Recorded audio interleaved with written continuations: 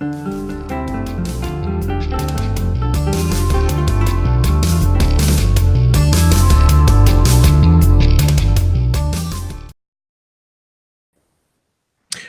everyone. This is not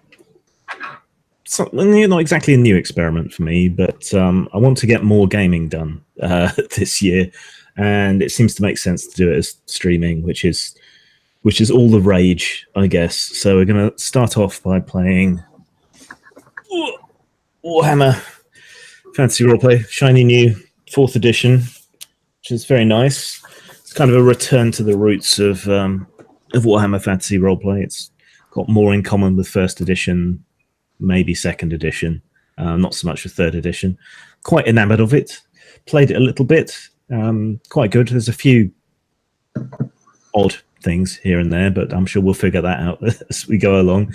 But I've only played it once before, so it'll be a bit of a learning experience for everyone involved, I think. But yeah, so we're all learning.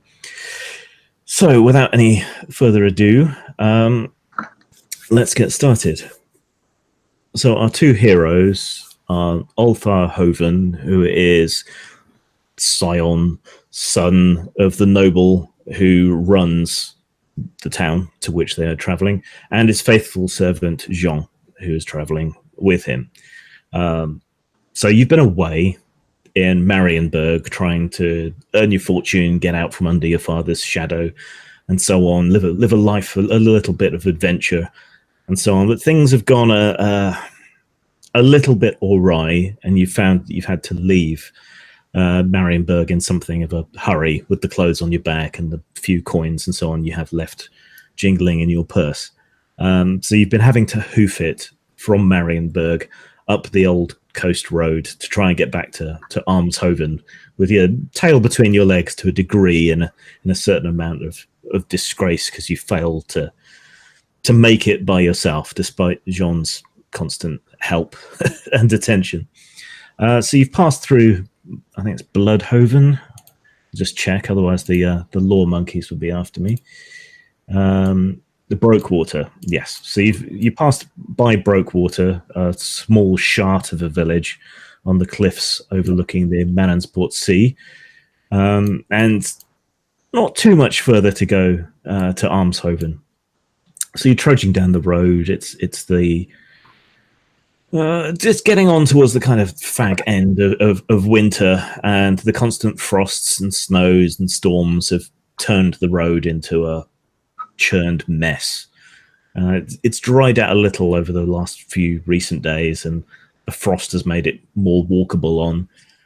But as you're heading off towards Almshoven, following this cliff path, you see a great big storm rolling in off the sea. You can almost see like a sheet of water at the leading edge of it, making its way across the land and coming in towards you.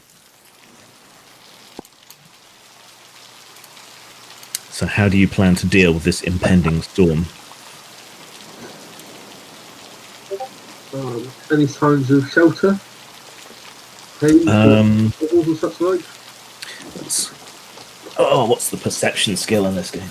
It's different in every game. I think it's just perception. Yeah, it's perception. Okay, if you want to make a perception or navigation roll or an outdoor survival roll, whichever one of those is highest for you.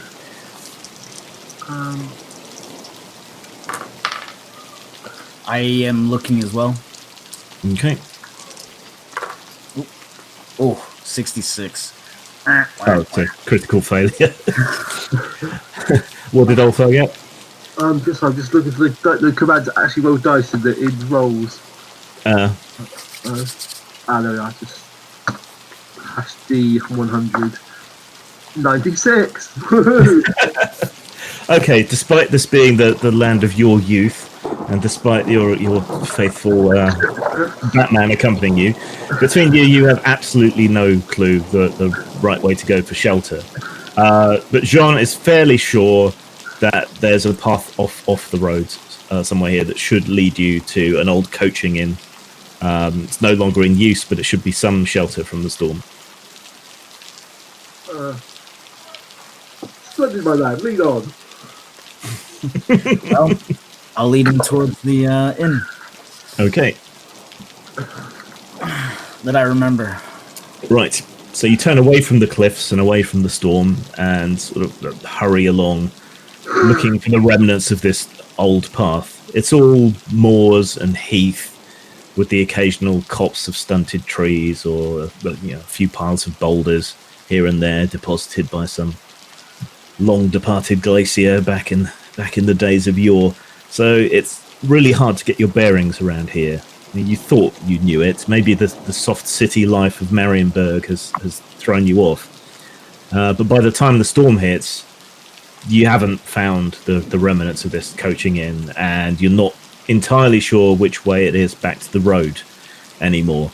And then the rain hits, and it hits physically. It slams down on you almost to the point of forcing you to slouch. And with the storm and the rain comes darkness. So between the rain and the sun being cut off, you can barely see very far in front of you again at all. Right. Can you make perception, same kind of rolls again, please? 38. Is that a success for you? Yep, perception's 42. Okay, so you succeeded by 1. No, my 87 is also failed. Okay.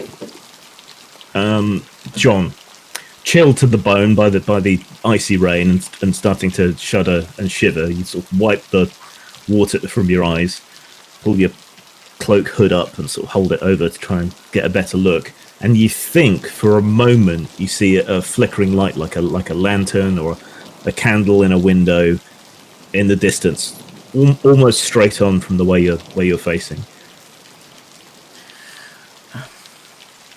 Sir, I saw a light down the way. We should hurry. Well, agreed. We'll try to bend his collar up and just failing to hide himself from the rain in it.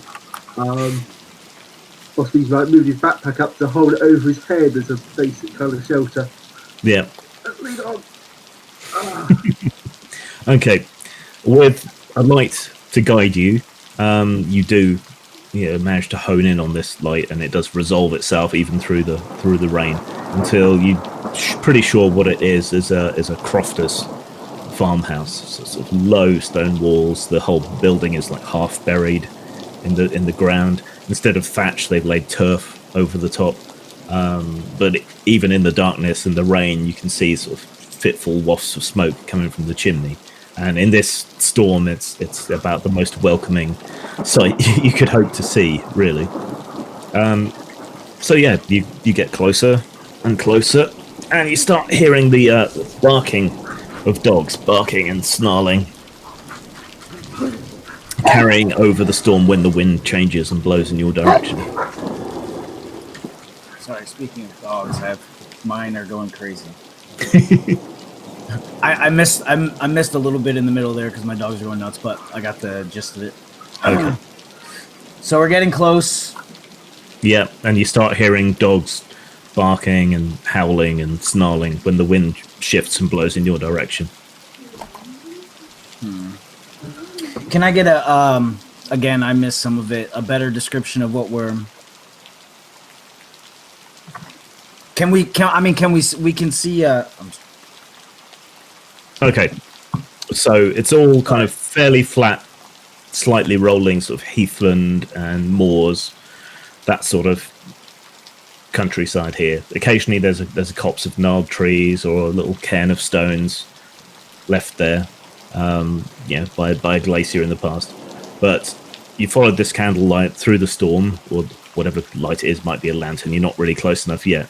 Mm-hmm. But with a flash of lightning, you get one good glance at the farm. So it's a crofter's farm. It looks pretty sort of low to the ground with small windows along the side. It looks like the whole house is like half buried in the dirt. And instead of thatch, it's turf laid over the top. It's got a chimney with a bit of smoke coming out. Looks like there's a couple of outbuildings. Maybe a barn. Maybe a sort of outdoor toilet over a pit, something like that. So there's the farm building, the low barn, the outhouse, and then there's some crude fencing and stone walls, which must be for livestock. Okay. But as you get closer, as the wind shifts and blows towards you, you hear the howling and barking and snarling of dogs. Well, it sounds like the dogs are coming from the direction of this farm compound. Yep. Okay. Okay, so press forwards because we don't hang around and I'll call out a greeting so we're not sneak up on them. Yeah.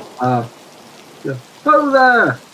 And I'll say, good boy. I'll try and calm the dogs down a bit as we approach. I have animal affinity. Okay. Yeah, do you so have do I. any? Yeah. Do either of you have any animal handling skills? I do. I've got charm animal. Yeah. Make a roll on that then. Anything else? Okay. Haha, 97. Hey. I don't. Okay. I don't know what the mechanics are for animal affinity, but Okay. Well, animal affinity has an automatic effect. I just wanted you to roll, so I have a clearer idea of exactly how well you're doing with it. Okay. So yeah, you call out. The howling sounds don't seem to abate at all, really, and you close in on the building.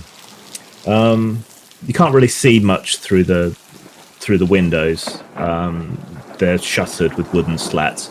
There's just enough space between them for the light to come through, and just the purest fortune you were looking in the right direction, and there was enough light to see from that distance. One of the shutters is sort of blowing open and shut, slamming back and forth.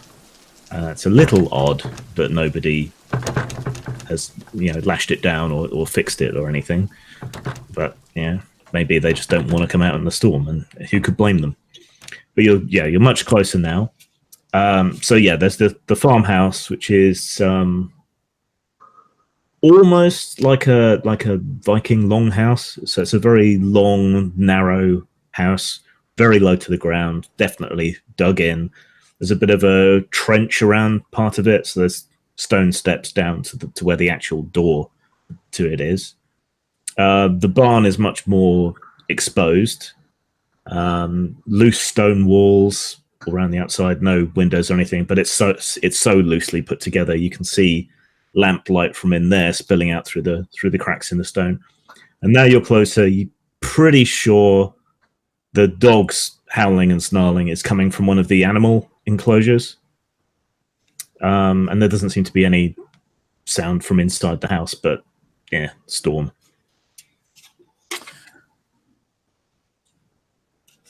okay, well, make our way up to the door and bang on it. Oh there! We seek shelter. Okay. The door is pretty crudely made, but made to fit very well. It looks like it's made from odd bits and pieces of the gnarled trees that grow around here rather than proper timber, but it's pretty solid under your fist. So you hammer on the door. In spite of the storm, nobody could have missed that, but there's no response from inside.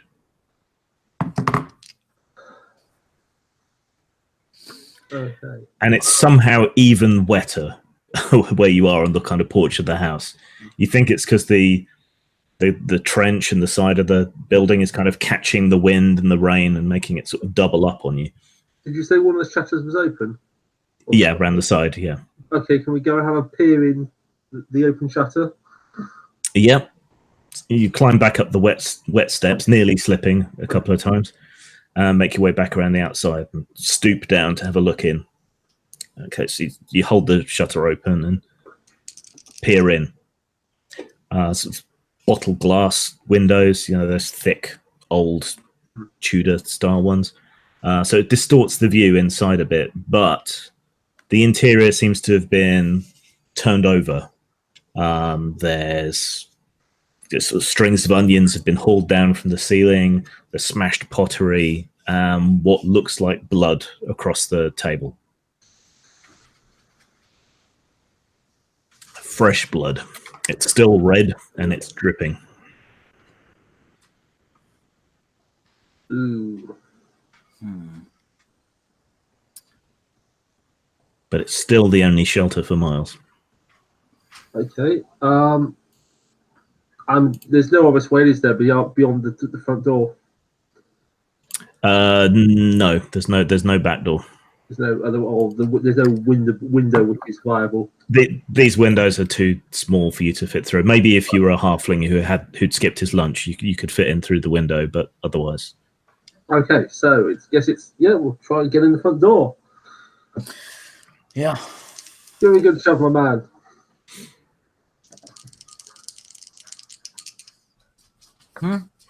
So how do you want to get in? It's probably bolted from the inside, but you want to just try and jimmy it or kick it open, or?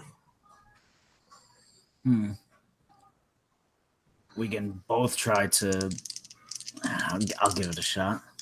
Okay. Make a strength roll. 65. I'm taking it that's a failure. Failure? Yeah, sorry. Okay. So you square up to the door, ram your shoulder into it. It rattles in its rope hinges, but doesn't open. Oh.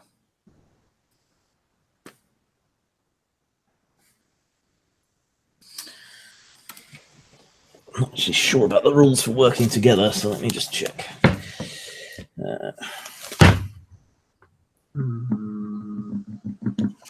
This is the disadvantage of watching a stream when people are getting to grips with a system and aren't completely au fait. But it's a learning opportunity for everyone, I guess. Skill checks. That's what we want. Contents. Skills and talents. Rules. Here we go. Simpleton. Assistance. That's what we want.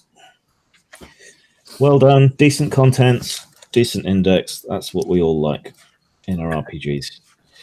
Massively underrated. Assistance. Characters can assist each other in most tasks. To assist, you require at least one advance in the skill being tested. It's straight strength, so yeah. I don't have that. What strength? Oh no, I don't have an advance in it. You don't need an advance in it. Oh, okay. Because it's not a skill. So.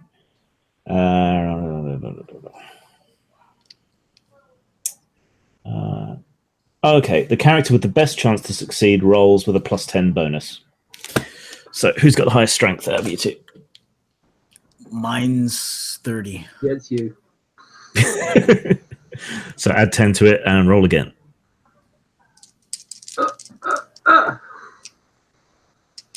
Oh, me? Yep. Oh, I'm sorry. I didn't hear his number. You just add 10 to your strength and roll. 99. Okay, that's a critical failure. A comedy of errors today. Okay, yeah. Okay, you barge your shoulder into the door really hard, and partially dislocate your shoulder, having to smack it against the wall to get it back into place. Take one wound. Okay. Right. Okay. What else can I find outside? What animals are there, or pens, or? Yeah, there's the pens, which is where you heard the dogs barking. There's the outhouse and there's the barn. Okay. Well, we'll just go check out the outhouse. Okay. Right. So yeah, rubbing your shoulder, you make your way back up the slick stone steps again. You heard for a moment, you hear something moving around inside the house, but it doesn't come out after you. So, and you scout along. Normally in a storm, you'd expect to hear whatever livestock there was grunting or baaing or mooing or whatever else, but you can't hear any of that. Just the dogs. Nothing else. Okay. The outhouse is only a short walk from the house, and it's a well-trod path, so it's easy to follow even in the dark. And even if nothing else, the smell is very easy to follow indeed. So it's just little more than a frame shack. Doesn't even have a door on it really. But as you get closer, you realise it's partially slumped over to one side. Oh. Well, that's no good. Let's try the barn. Yeah. Let me go first.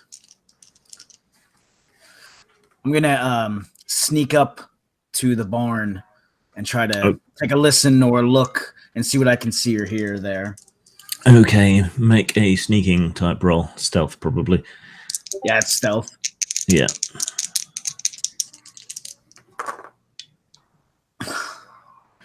Failure. 58. Okay, is that under your stealth or? No, it's a failure. Okay. 44. Okay. See, but you failed by 14. So yeah, so there's one level. Okay, right. So you creep up as best you can, but you keep slip sliding in the mud. Just the sheer force of the rain is even turning this scrubland into mush under you. The ground is so soft, like your hand is leaving indentations in it now as you scramble over, trying to be quiet and stealthy as you get up close to the barn. Okay. The doors here are bigger than the ones at the house, but much more crudely made. There's a wooden bar down on the inside. You can see through the gaps in there. Inside there seems to be stores of straw, a big pile of loose stones, probably, lifted up out of the fields and just chucked here for some future purpose. There's a lantern hanging pretty low from a rope in the ceiling. And some sackcloth, stuff like that. Can you make a perception roll, please? Boy. Finally, I've made a roll. You made a roll? Yeah. In Warhammer? Unprecedented. Let's see. I rolled an 87 against a 42. Okay. I voted 32 against 41. Okay, so that's a success. Okay, so you catch up to Jean where he's sort of listening against the wall, and you both listen. And as the rain shifts again, it goes quieter for a second. Jean hears nothing, probably over the sound of his own ego. He just can't hear anything. Well, he's Bretonian, so they're quite they're quite up themselves. So, but Ulfar, you think you hear like a muffled cries from somewhere inside. You can't pinpoint exactly where, but since you can't see anyone who'd be making that noise, they must be concealed in there somewhere. Okay. Open the door and go in. Right. Well, there's a bar on the outside that you can lift, but someone's also barred it from the inside. So you can lift that one down, but how are you going to get past the second bar? We need a bar. Is it like a bar with a double door and a bar across the doors? Yeah, it's a double door with like wooden hooks either side. So you got the wooden bar on your side, which you can get rid of no problem, but there's one on the inside. Would it be possible to slide a short sword between the two doors and then use that to push the bar up? Yes, that'd be a combined strength roll again. Okay.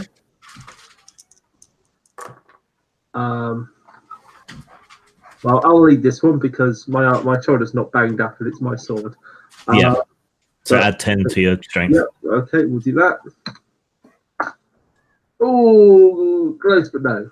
I've rolled 51. So Okay. So you wedge your sword through and heft. How close was it?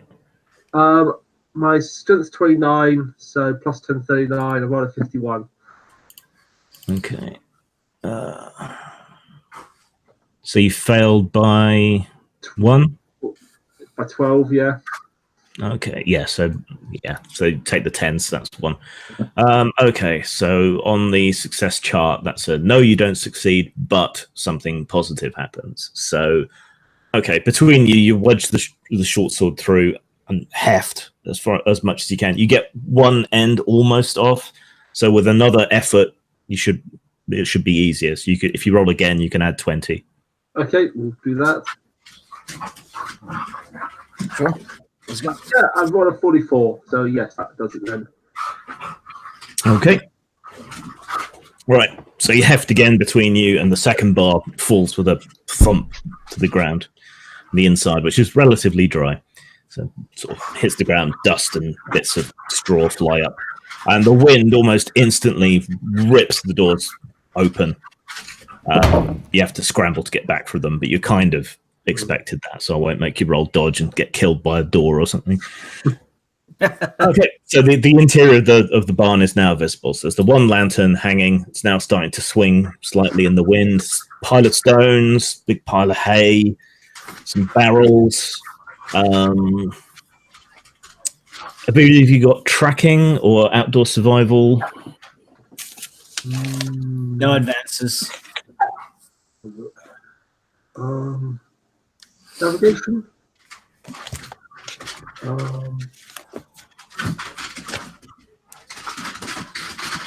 I think tracking's a special ability, actually, but be outdoor survival. I think would be the best option. No, just base into just base. Okay, Yeah, just base. don't worry about it. Okay, but you definitely hear some muffled cries coming from towards the back of the barn. Okay. I'm gonna draw my dagger. Yep. Okay. So you're prepared. Can you both make perception rolls, please?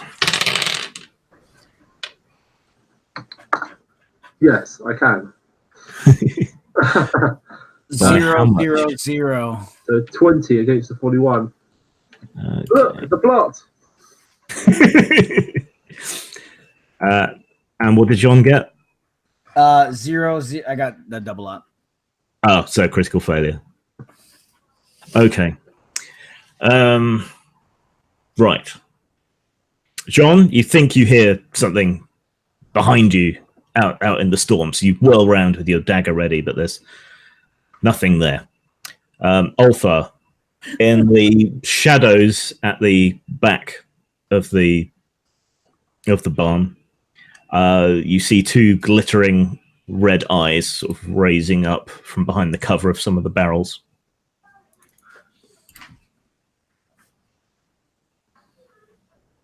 And combat begins.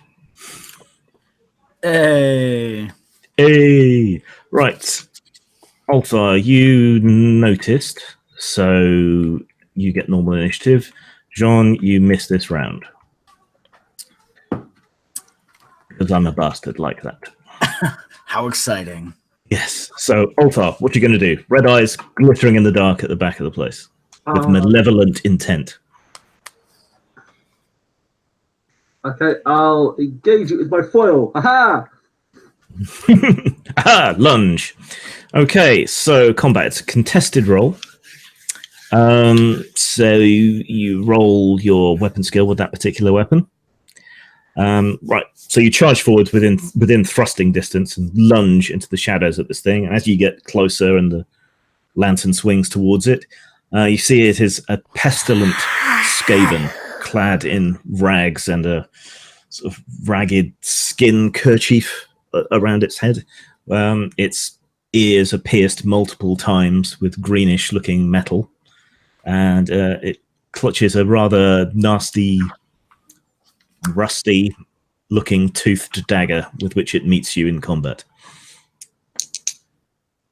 So, make your attack roll. Okay, that's my melee fencing skill. Yep, that's the one. which is 43, and I'm going to roll 6. Hooray! A success. Yes, that gives you 4 degrees of success. Yeah. So, and it got 3 degrees of success. Ooh. So it twists and dives and whips its tail in your face, but you still manage to land a blow. So you succeed by 1. So you add that to the damage of the weapon. Foil's damage is +5. Okay, I think that's already got your strength worked in. Let me just double check. And it's got some qualities. I don't know what they do. Fast, impale, precise, and damaging. I think I did describe those later on in the character sheet, but we should probably look those up just to be sure. Now let me see. Apologies for the delay. But everyone...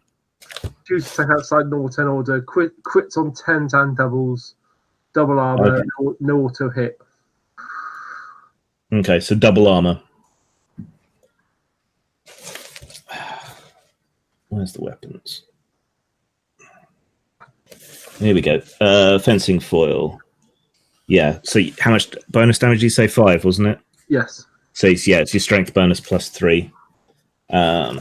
So fast. That was... Okay, so you can choose to attack outside normal initiative, striking first, last, or somewhere between. Okay, so yeah, you can choose when you go with a fast weapon. Impale. So yeah, if you roll a straight 10, 20, 30, that's not something we need to worry about at the moment. And precise. +1 success level on any successful test when attacking with this weapon. So you've actually done 7 damage. Okay. Huzzah!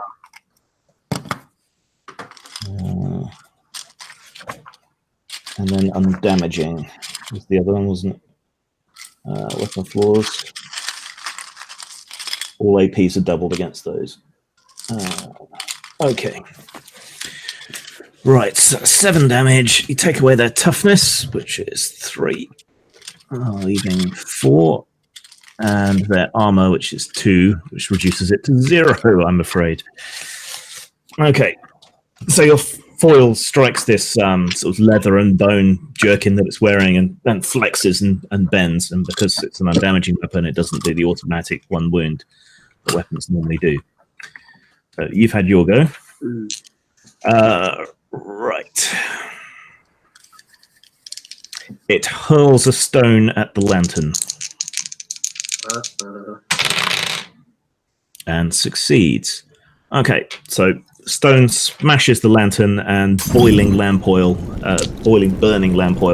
comes down in a curtain, spreads out over the floor and starts igniting everything in the barn. Okay, turn 2. Ulthar. Is that behind where I'm standing? It's between the 2 of you, yeah. Oh. And spreading rapidly. Though with the doors open, the rain and the wind will probably stop it burning for too long. Right. But it's your go again. Oh, is it? Yeah. I'll attack him again.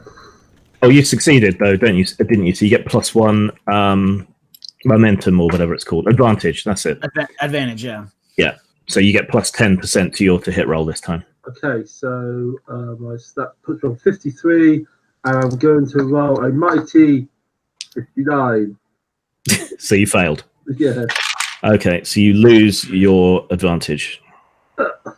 And so how much did you fail by? 6. Okay, so you failed by 6. He failed by 4.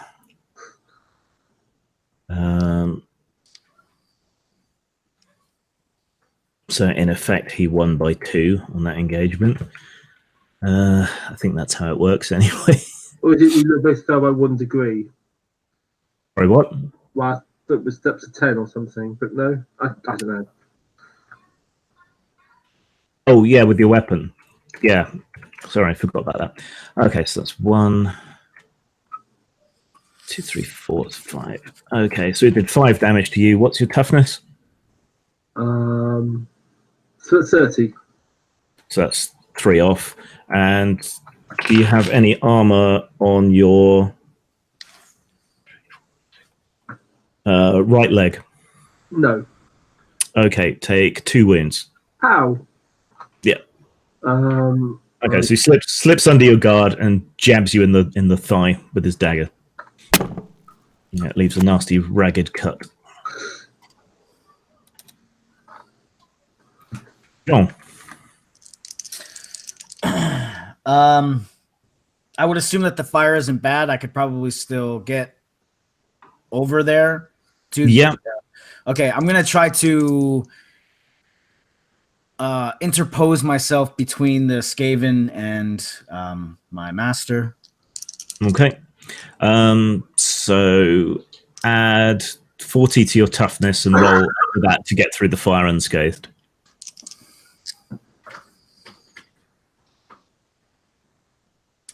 Oh, and roll? Yeah. At what, 40? Add 40 to your toughness and roll under that. 25 under 80. Yeah, I got it. Okay, yeah. So you hurl yourself through the fire without catching or hurting yourself, and throw yourself into the combat to try and protect your master. Okay, make a attack roll with your weapon.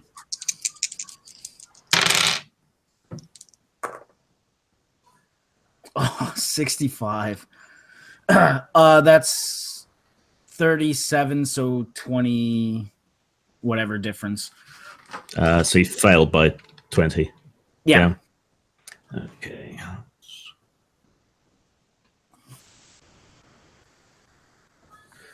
Okay. Right. He turns on you, opening his maw and hissing through rotten teeth at you. That gives you a moment's pause during which he stabs at you and stabs you in the belly. So what's your toughness? 40. Okay, that's pretty tough. And do you have any armor on the chest? No. Okay, take 3 wounds. Don't forget you have fate points. Oh, fate points. I don't know what they do. How many do you have, for that matter? For some reason, I left those off the cheat sheet, so I'm just going to quickly look them up so you and add them to the cheat sheet. I apologize for the delay, ladies and gentlemen. Right.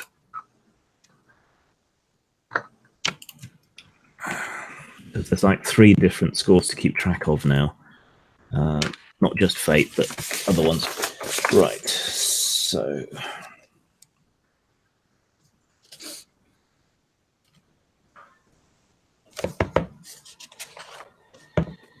Right, so it's fate and fortune, resilience and resolve. So actually 4 things. So let's see.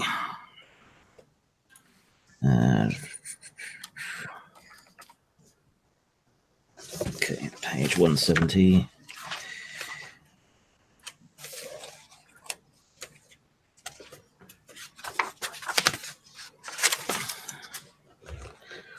Right. Fortune can be spent to re-roll a failed test, add 1 success level to a test you've just made,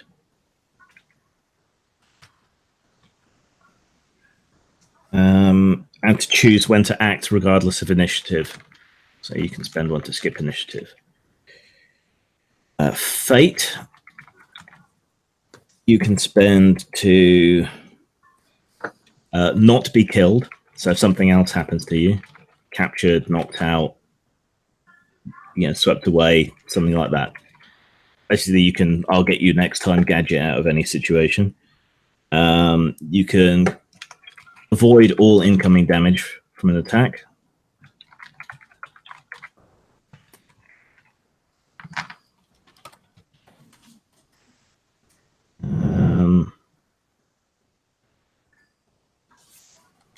And basically GM's discretion for anything else. Resilience.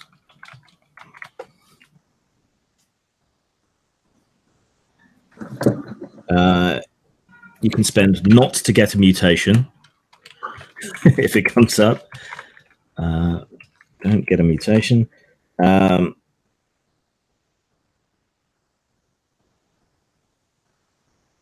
Or you can choose a number of a roll that you make. You could choose to do a crit or whatever else. And you always get at least one success level regardless. Okay, and resolve. You can ignore a psychological effect. Ignore critical wound modifiers.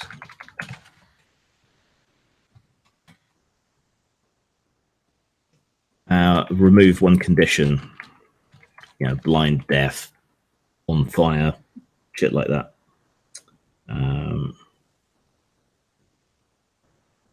So yeah, those are the options with those, and they should be on your sheet. So it's not come up yet, but it's good to know ahead of time. Right, so where were we? Jean had just attacked the rat and got stabbed for his trouble. So that's the end of that turn. New turn, Ulthar. I still don't understand how many wounds do I have? I mean, or how many? Should be. I don't know how many I can take, or what that. Let me bring up your sheet so I can.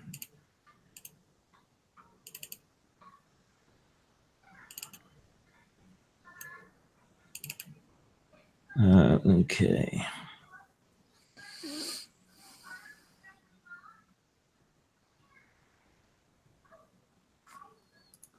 Okay, so your wounds is the bottom total on the wounds on the second page of the sheet. So you can take 10. Right, okay. Okay. Right, yeah, well, I'll continue trying to stab it. Okay, go for it. Well, do we get a 2-on-1 bonus? Yeah, add 10. Okay, so skill of 43 goes up to 53, and I roll a mighty 20. Okay, so you succeed by 3. And he succeeds by 1, so that drops it to 2. Add 1 success for the weapon, and then it was +5, wasn't it? Yes. Damage? Yeah. Okay. Right. And he doesn't have any armor on his leg, which is where you stab him. So it's 5 wounds.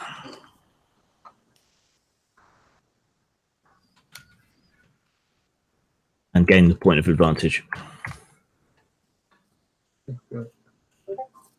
Just whenever you succeed on a roll in combat, gain a point of advantage. I'll have to trust you to keep track of it and add it to your attacks. Okay. Okay, so a good way to do that is to have a dice and then just tick it up and down when you need to. Okay, so yeah. Take that, you vermin. So after Jean's just pushed him back a bit, that gives you enough room to really wind up a proper thrust, and you stab through his calf right the way through it, probably severing a tendon or something in there because he definitely seems to slow down a bit, and then you draw the foil back out, splashing blood up the wall. Right, it gives a high-pitched, horrifying squeal, and rather than attack you back... Oh, sorry, I've just got something. The foil has crit on 10s and doubles, and I'm on 20. So that's a crit. Okay, that is a crit. So critical damage.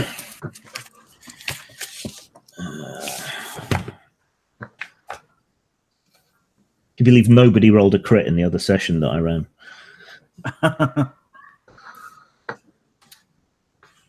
Criticals and fumbles. 153, 159. Okay.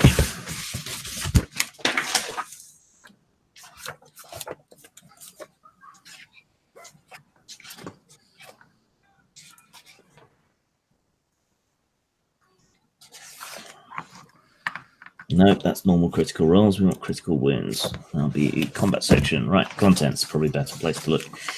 Rules. Combat. Criticals and fumbles. Damage. Injury. Okay, so not actually under criticals and fumbles, under injuries instead. 172.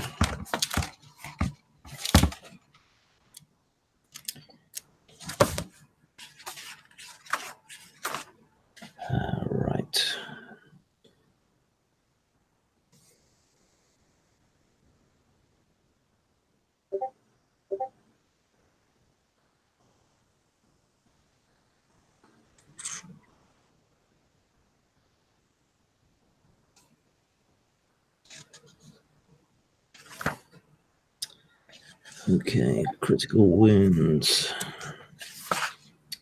Leg. Okay, roll D100, please.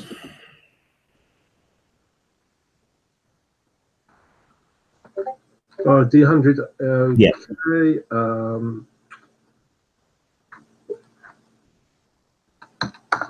66. 66. Okay, so not his calf after all, but his thigh. Oh. Does an additional 3 wounds damage. Okay, and okay, gain 3 bleeding conditions as the weapon opens up his upper thigh.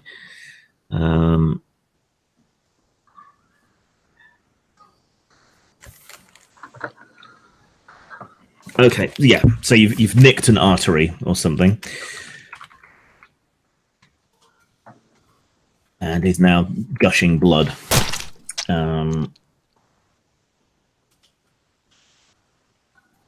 He has to make an endurance roll or fall prone. Okay, he also falls over as the strength of the muscle gives way.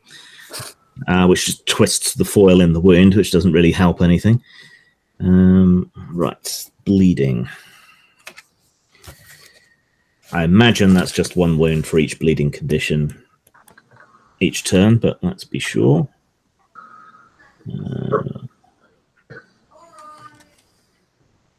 Bleeding, 168. Okay. 8, bleeding. You're bleeding badly. You lose 1 wound at the end of every round, ignoring all modifiers. Further, suffer a penalty of -10 to any test to resist festering wounds, infection. Oh, okay, we don't need to worry about that. If you reach 0 wounds, you fall unconscious and have a 10% chance of dying per turn per bleeding condition that you have. Okay.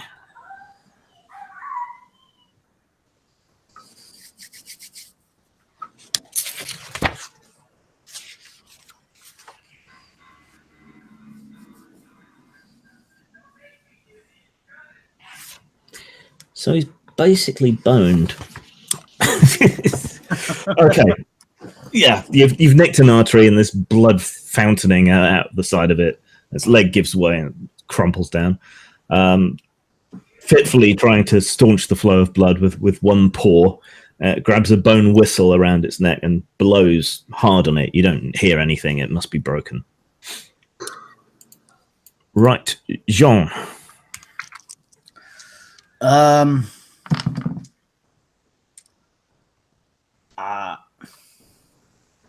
I knew what I was gonna do and I lost it. You could finish him. Yeah, that's what I'm going to do. Yeah, I'm gonna try to finish him. Okay, go for it. 7. 7 successes. 2 degrees of success. My score is 37. Okay, and what did you roll? 7. 37. All right, I rolled a 7. Yeah, it's a 7. Yeah. So I got three levels of success. 3 levels of success. Okay, and he failed by 1. So it's 4. What's the damage bonus for that? 5. So that's 9 damage in the face, where there's no armor. So take out his toughness. 6. That takes him to minus wounds more than his toughness. Okay, so you just step in and stab him in one of those red beady eyes, and the point of the blade comes out the back of his skull with a crunch. Brace your boot on its face, pull your dagger out, and it's done. It's dead. Wipe my dagger off on whatever free cloth that he has. Yeah, it doesn't get any cleaner. Okay, is the fire under control? It's still spreading, but it's quite low, so it should peter out soon. But in the light that it's casting, you can see that in the back of the barn, there's a couple of women, probably the farmer's wife, two of his daughters, all trussed up in filthy rags and ropes, hogtied, hand and foot. Okay. I'll cut their bonds. Yeah. Okay, yeah, you cut through, and the farmer's wife, the older woman, you presume, starts sobbing, snot flooding down her face, grabs hold of you, hugs you tight. Oh, thank you, sir.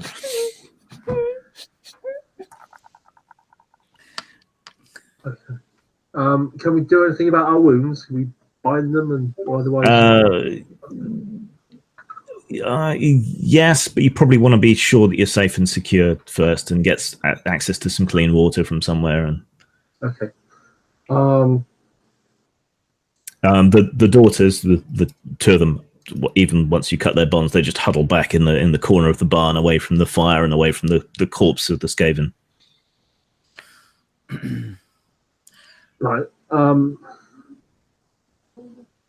speak to the older woman. What happened here, good lady? It came out of nowhere. Just seemed to arrive. I don't know where it came from. Stabbed my husband in the neck, and those beasts it had with him bit him and held him down. We tried to run, but he caught up to us, and we didn't want to fight because he'd kill us. How many of them? That one and a couple of beasts like him. Maybe the same things crawling on all fours. I don't know. Okay.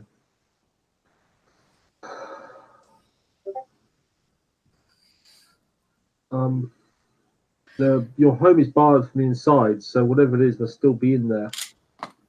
Is there any other way in? You could cut through the turf on the roof. That's how my husband won me.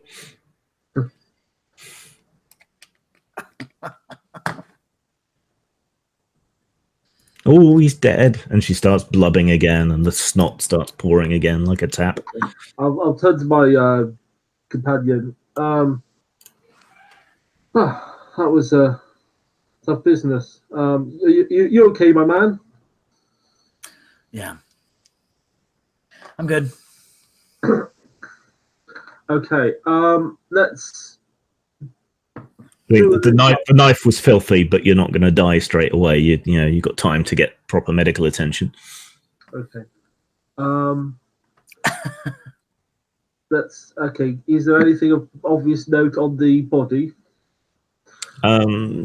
You check it over. There's a lot of fleas leaving the sinking ship.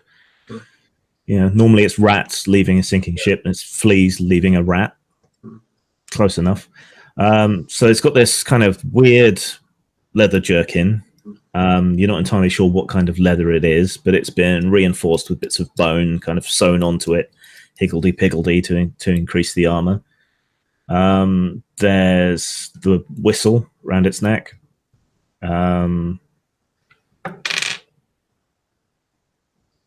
It's got a couple of pouches on its belt as well, and a scroll case. Okay. Right. We take the bow whistle as a trophy. Yeah.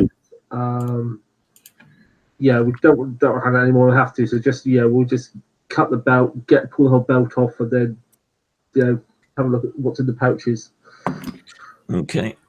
So the scroll pouch has some kind of hide or skin with markings on it. I doubt either of you speak Skaven.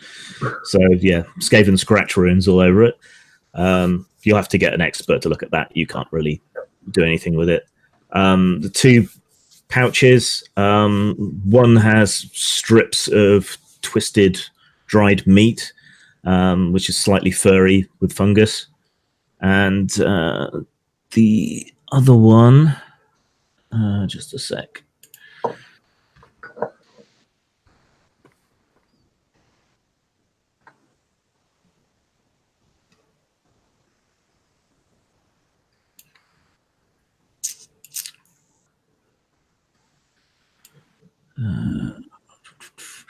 Is a greenish yellow coin with an image of a horned rat impressed on both sides. There's what, 2, 3 of those Okay. Well. of varying sizes.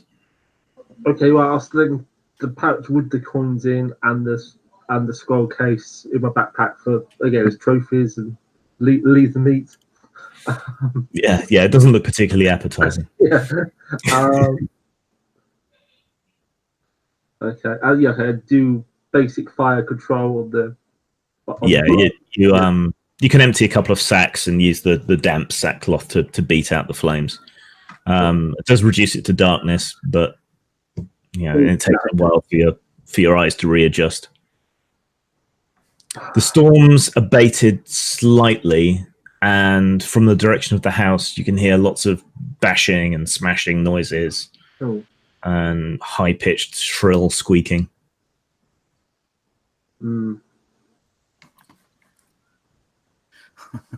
Okay, I'm looking for my companion to judge his mood and what he thinks.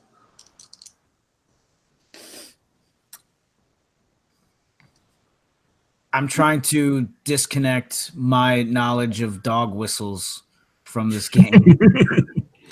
Well, you've got animal empathy, don't you? Did you have any animal? No, I don't have any charm animal. I do have animal care. Okay, roll on that. See if you know about dog whistles.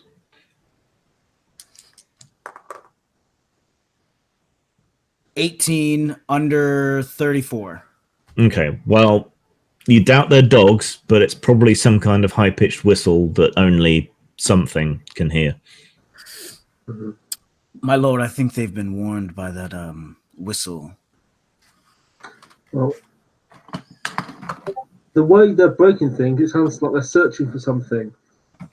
I have an idea. Is there anything we could block the door to trap them inside?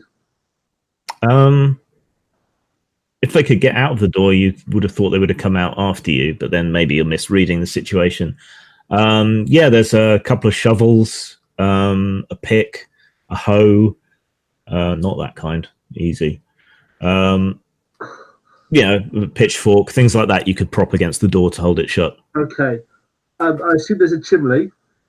Yep, there's a small chimney. What I'm thinking is we trap them in and smoke them out. Yep. But that's going to be better chances than just wading in. Because there must be like wet straw at least around here, which would generate a lot of smoke. Yeah, and there's a fire already in the grate, so just blocking off the top would probably build up smoke. No, because so they'll just put it out. But okay. So we'll get like moss or other things that will generate lots of smoke. We'll use one of the tools to brace the front door. Yeah. And wet moss down the chimney, and then block it over with a wooden plank or something. Yep. Okay. Get ready. Quite cunning. Yep. Yeah. Right. It's easy to get onto the roof because it's so low to the ground, and it's a fairly shallow turf roof. So, between you blockade the door, leave the women in the relative shelter of the barn, climb up onto the roof, throw a few bits of damp straw and moss and lichen and whatever else you can find down the chimney, and then block it over and wait. You've probably got enough time for a pipe of tobacco. While you wait, sat on the roof, and eventually lots of fairly white smoke starts to pour out through the gaps in the roof and the gaps in the windows and walls and so on, and the rampaging noises beneath you slow and eventually stop. Okay. Well, once it all goes quiet, we'll unblock the chimney. Yep. And I guess we'll you still got to force the door or cut your way through. I guess we'll cut away through. We'll look for weak points in the turf as best we can find and cut through it. Yeah. Okay. Well, you got the shovel from the barn. I was gonna say, did we pick up the pick or did we use it to? Because I was gonna grab the pick. Yeah, you can keep the pick, but you used whatever to brace the door. I mean, there were barrels and stones and things you could be used anyway. So yeah, with the blade of the shovel, you cut through a section of the turf and lift it away. It's actually surprisingly tough because the roots have all intermingled and woven around the beams beneath. I mean, that said, if we just try the door, did they unlock the door, trying to get out? No, it was still shut. Oh, okay. Once you lift the turf aside and let the smoke clear a bit more and peer down inside, you realise why they didn't open the door and come out. Yeah, it's because they're just very big rats wearing collars, like rats the size of dogs wearing collars. Right. So they didn't have the nous to open the door from the inside. And it's a bit difficult to see, but they've just kind of slumped, wheezing in the after effects of the smoke. Right.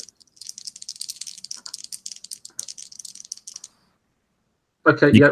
We'll if they're still alive, we butcher them. Yeah. You can just coup de grace them. It's not, not a big deal. Okay, so you drop down inside onto the great big kitchen table that they've got down there. So drop down through the hanging sausages and onions and land on the table with a clang. All the plates and jugs and everything scatter and rattle. And you slide down and just slit their throats or whatever. They're horrendous looking beasts. They got greenish foam at their mouths. Where their eyes were streaming from the smoke, it's all crusty. They've got boils, patches of bare fur, and it's just grotesque. So yeah, you're quite relieved to kill them. But they do appear to be domesticated because they've got these fairly heavy leather collars on.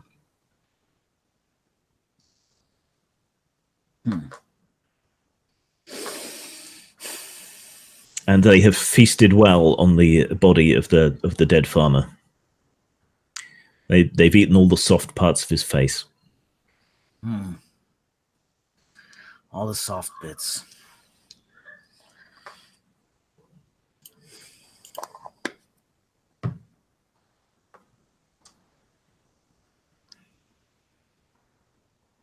I'll have a deeper look around and see if there's anything I mean, out of sorts other than the farmer in his everything's just been overturned from the looks of it. Some of the food has been sort of piled up in a sack in the corner. It looks like the skaven was just going through everything that was in here. A couple of printed bills from the town have been sort of rolled up and shoved into the sack as well. The scant few coins that the farmers had are also in the sack. You probably shouldn't take those, being more noble side of heroes.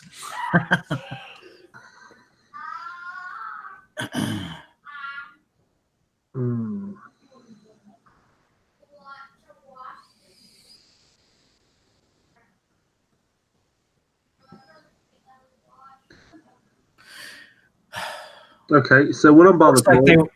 Looks like this skaven was just looking for food, and so I'll go unbar the door. Yeah. Okay.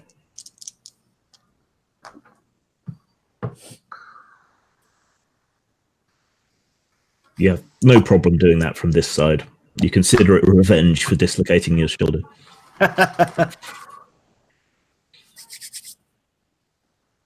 Okay. Right. So unbar the door. We'll go and tell the women it's safe to come back to the house. Okay. They trail after you back to the house, but the moment they catch sight of the body of the dead farmer, they start wailing and I'll leave rending at their clothes and pulling their hair. And I'll leave them to their woman's business. Yes. Here's a shovel. Do what you want. Well, Barry will have to wait till like sunrise and the storm stops at least. Okay, well, Okay, so I guess we'll say try and get a good healthy fire going in the hearth. Settle down, try and dry our clothes off. Maybe try and do something about our wounds as best we can. And then must have a source of fresh water here. Yeah, there's a couple of big clay urns of water. You don't know where they get their supply from, but it must be clean. Yeah. So you can tend your wounds, rinse them out, rub a bit of salt and alcohol into them. They've only got small beer, but it's better than nothing. Mm-hmm. Nothing that really needs stitches or anything. You just wrap a few bandages around them. And then you're just going to shelter till the storm's done?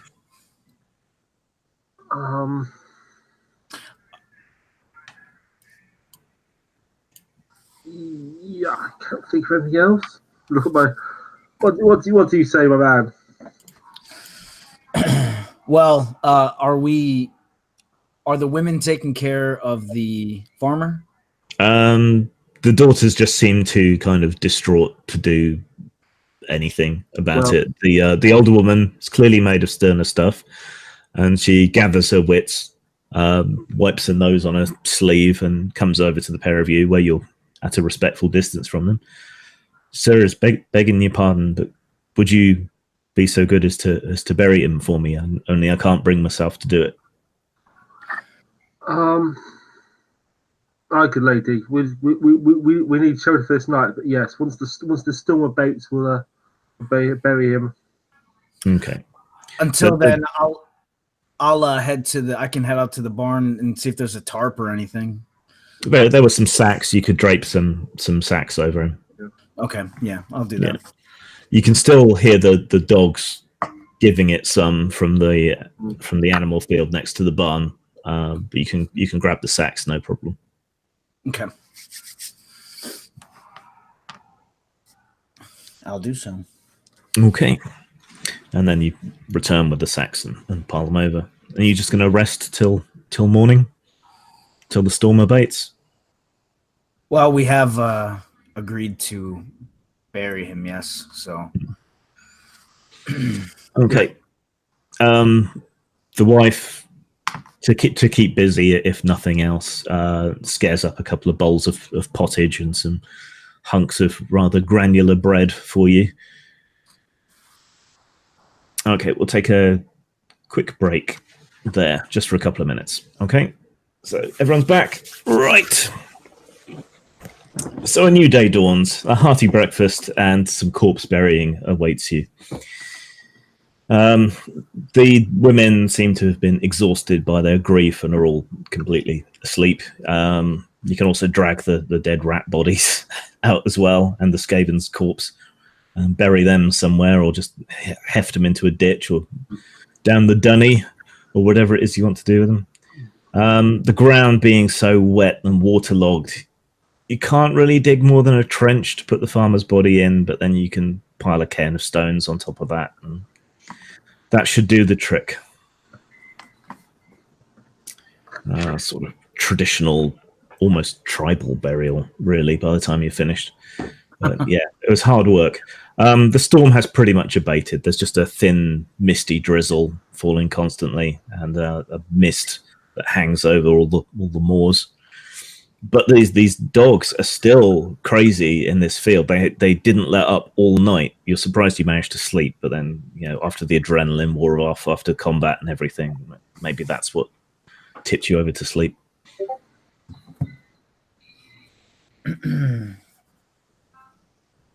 Wound recovery for rest? To have one wound back each, because you did treat your wounds.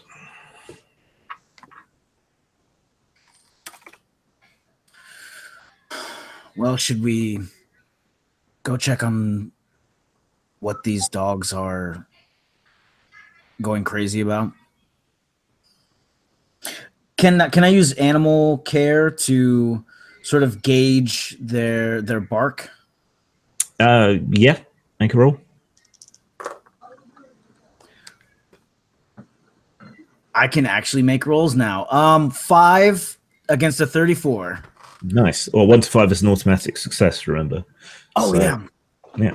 Yeah. Right. The frenzied barks of sickly, maddened dogs. They sound rabid to you. They sound like they might be rabid, so should we head back to town to get someone more well-equipped to take care of them? Sorry, were these dogs in a pen? Or... Yeah, they're in the animal pen. Okay. Which, in the light of day, you can see that they have slaughtered every single pig that the farmer had in that field. And now they're just running around, snapping and barking and howling at the rain. But they're trapped inside the pen still. Yeah. Okay. If we just go and have a look, how many are there? Two dogs. Must be the farmer's dogs. There's also a couple more of the Skaven's trained rats in the field, but they're dead as well. Oh, right. Okay. It would be better to deal with them now. You know, if we leave them be, they might eventually get out and start spreading their illness and worrying the children. I just don't think that we're equipped well enough to deal with this. Good lady, have you got a hunting bow or a sling or something of that nature here? She rummages around and returns with a dusty old crossbow and a single bolt. Wow. From his army days. Well, would you like us to deal with those dogs for you? If they're sick, they'll probably die of their own accord in a few days, but it'd be a mercy if you did for them. Well, okay. Right, well, just turn to my man. Have you ever used a crossover before? No, sir. Right. I've got the bow skill, but is that different to a crossbow? I can't be bothered to look it up, and given that the crossbow supplanted bows and everything and is generally considered easier to use, I'm going to say you can use that skill for it. Okay. Right, well, this is how it's done, and I'll carefully, because I don't know what condition it's in, carefully load it up, and while talking to my man, giving a crossbows 101. Yeah. And I'll go up to the wall and I'll take my sweet time and aim precisely and try and take one of them down with this crossbow. Well, are there rules for aiming? I should probably learn if there are. Let's have a quick look. It'd be under combat, wouldn't it? Combat, ranged combat. Hopefully it'll be under that. 160.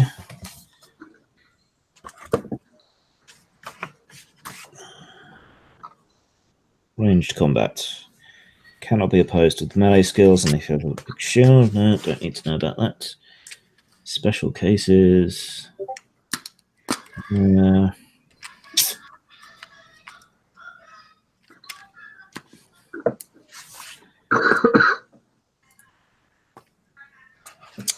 Balls. Okay, well, standard difficulty bonuses for things are... let's see.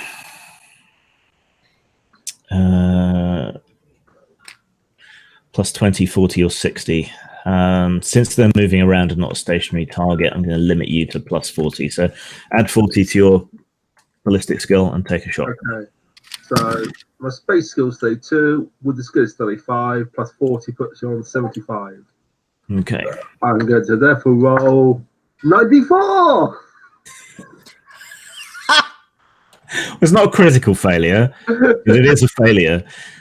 Your one and only bolt misses the dog you were aiming at by a fairly significant margin, like maybe a yard, and hits the wet ground so hard the bolt disappears into the muck, never to be seen again.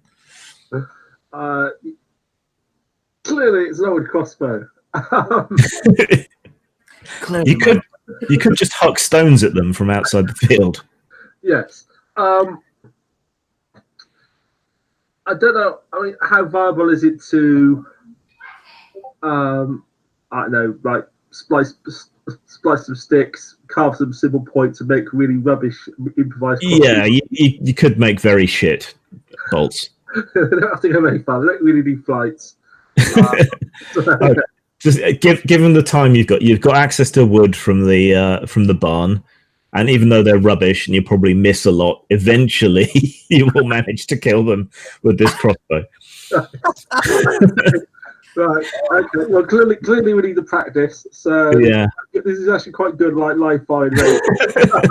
By the time you're finished, it's not so much of a mercy killing, particularly, and they look more like porcupines than dogs, but they are dead, and that's the important thing. Okay. Oh boy. Right, you appear to have dispensed your duties so far as the farm is concerned. Is there anything else you wanted to do before you left, like get directions, maybe?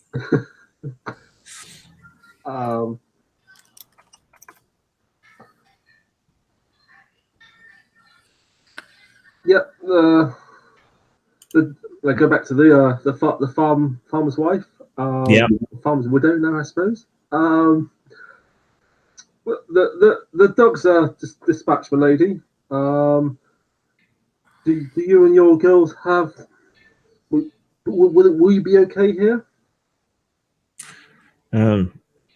My sons will be back from market tomorrow, so we should be all right. Good. Perhaps you could give us some directions. We're looking to go to this place. Almshoven. Almshoven. Yeah, the place ruled by your family.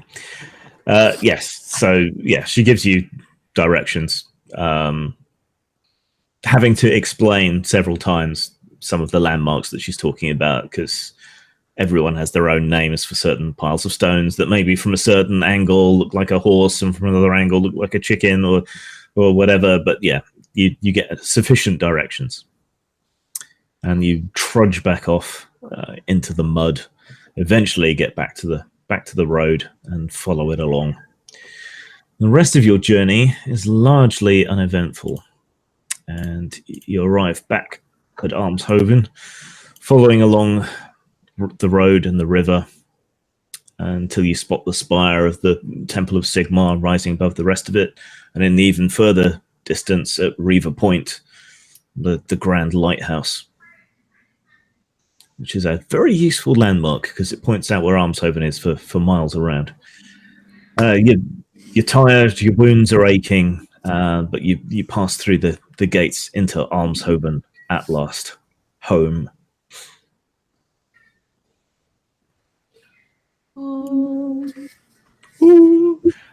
So that was only about an hour and a half. I've clearly misjudged. But yeah, mission accomplished, and Almshoven will now be the center around which future adventures will be based. So excellent. I'll sort out XP and stuff for the characters because it's meant to be kind of drop in, drop out. So whoever happens to be available whenever I run a session can come in, pick one of the characters, and play it. So you haven't necessarily laid claim to this character forever, but yeah, it's one of the ones you might be able to play. Anything anyone wants to ask or sort out before we end? No, that's great. Thank you for that. Other than that, I clearly need to work on my timing. I think it's because I was expecting 4 players, and that takes longer. Right, for everyone to sort out what they're doing. Yeah. And we sort of skipped the come up with the rat dog. Yes, with the rats. Yes, with the giant rats. You kind of skip that. Yeah. Well, it's a good thing we did because we weren't really equipped to fight anything else in a direct way. Yeah. Like gear-wise. Yeah, that's the problem with just 2 of you as well. Yeah, I mean, we could have role played more about ourselves, but the game didn't have stuff to actively talk about potentially, and yeah, harder with 2 people. Well, yeah. a second a second round with the same characters, with the same people, would definitely elicit far more role playing. Yeah, I mean that's the ideal situation. Sure. Well, Obviously. I mean, this is my first time playing Warhammer. Well, the 4th edition. I played it one other time. Just these rolls are rough. Yes. Just simple skill checks are difficult. Yeah. Your odds are fair on everything you do. Yeah. At least to start with. It's a bit kinder than 1st edition was, I think. Yeah. And you do need to remember you've got your fate and fortune, resilience and resolve that you can use to help out. Sure. But yeah, people tend to forget those things. Okay. Yeah. So I'll level up the characters, and we've got a couple of more people interested from watching who might want to play next time, and I shall plan for a longer session. I think so. Sort of one, reasonable-ish encounter seems to take about an hour and a half. So if I plan for 2 to 3 encounters per session, and the reason I'm doing it this way with the kind of pool of characters that people can choose and so on, it's just getting people to commit to regular sessions is really difficult, especially online. So anything that I do run, I'm going to try and make episodic and complete, almost like convention scenarios each time. So I'm not sure how frequently I'm going to run this yet. Maybe every couple of weeks, maybe once a month. We'll see. But rather than letting this drag on anymore, thank you guys very much for playing. I think I'm finding my feet as far as streaming games goes. It's weird for someone who's been gaming for so long. I get kind of performance anxiety for running stuff online. Yeah. So, Paulie, just keep an eye on my social media and get in touch if you want to sign up for next session, and I'll let people know when the next session will happen. Right. Good night, everybody. Later. Postmortem Studios, role-playing games, and a lot more to die for. Post-mort.com.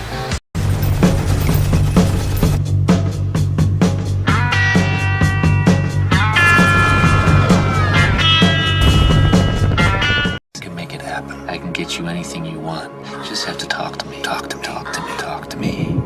I'm your priest. I'm your shrink. I'm your main connection to the switchboard of souls. I'm the magic man. The Santa Claus of the subconscious. You say it. You even think it. You can have it.